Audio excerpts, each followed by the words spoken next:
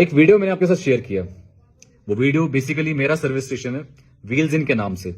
आज पूरा किश्तवाड़ डिस्ट्रिक्ट किश्तवाड़ की एडमिनिस्ट्रेशन उसको बंद करने के लिए आई और उसको सीज कर दिया, अपना ताला लगाया और बंद कर दिया।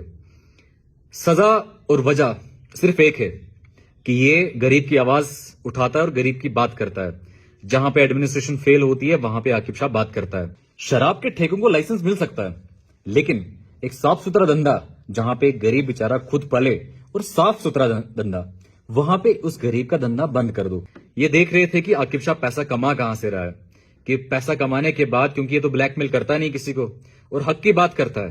पहली बार किश्तवाड़ में कोई हक की बात करने आया, सही बात करने आया और सच्चाई की बात करने आया। तो बहुत सारे एडमिनिस्ट्रेशन में आपको जानते हैं कि एडमिनिस्ट्रेशन में धांधली कितनी है। तो उसको रोकने के लिए कि आकिब शाह बात ना करे, इसका धंधा बंद कर दो, इसका बिजनेस बंद कर दो। लेकिन आकिब शाह रुकेगा नहीं, वो गरीब की आवाज फिर भी बोलेगा, गरीब की आवाज फिर भी बोलेगा। आज जहां पे नशा मुक्त अभियान चलाए जाते हैं कि नशा से मुक्त कर दो, नौकरियां तो मोदी और सरकारों के पास रही नहीं, और जब नौकरियां भी नहीं रही और एक आम आदमी बेचारा करेगा क्या? उसको बेचारे को कहीं ना कहीं कोई धंधा खोलना है, और धंधा खोलेगा तो उसका धंधा भी बंद कर दो। पहले आप जानते हैं मैंने ये सारा सिस्टम, सारा सेटअप एक लोन के द्वारा लिया है, जो प्रधानमंत्री स्पेशल एम्प्लॉयमेंट जनरेशन प्रोग्राम है, और वो भी खादी विलेज ने मुझे लोन दिया था। टोटल लोन मेरा 22 लाख रुपए है। अब खैर 22 लाख का लोन है, वो पेमेंट करना है और धंधा बंद कर दिया है। ये पेमेंट होगा कैसे?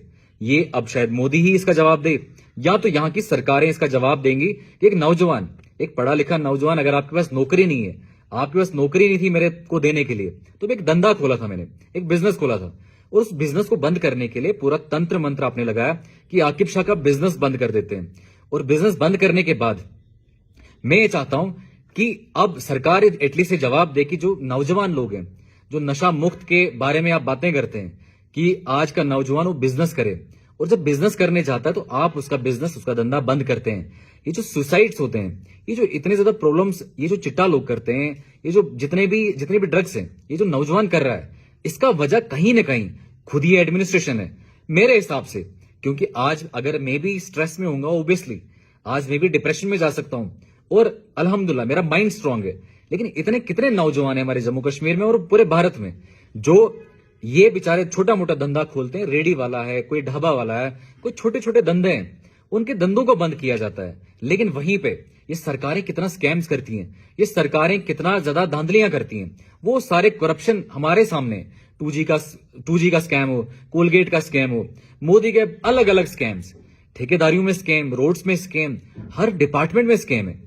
यहाँ पे RDD डिपार्टमेंट है, रूरल डेवलपमेंट डिपार्टमेंट, कितने स्कैम है इसमें, हर जगह स्कैम है।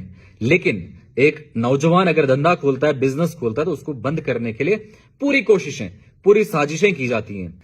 सरकार तो नौकरियां दे नहीं पा रहा है, लेकिन वहीं पे मेरे पास 3 से 4 लोग थे जो वहां पे काम कर रहे थे। अब मेरे साथ साथ मेरा धंधा तो बंद हो गया, लेकिन मेरे साथ साथ वो जो 4 गरीब लोग हैं, जो बेचारे बहुत गरीब हैं, उनका धंधा कैसे चलेगा? जो गरीब की बात करता है वो अरफाज डेंग हो जम्मू से, या आकिब शाह किश्तवाड़ से हो, कोई भी जो गरीब की आवाज उठाएगा, सिस्टम के खिलाफ बोलेगा, उसके या तो घर गिरा दो या तो उसका धंधा खत्म कर दो। ये सिस्टम है।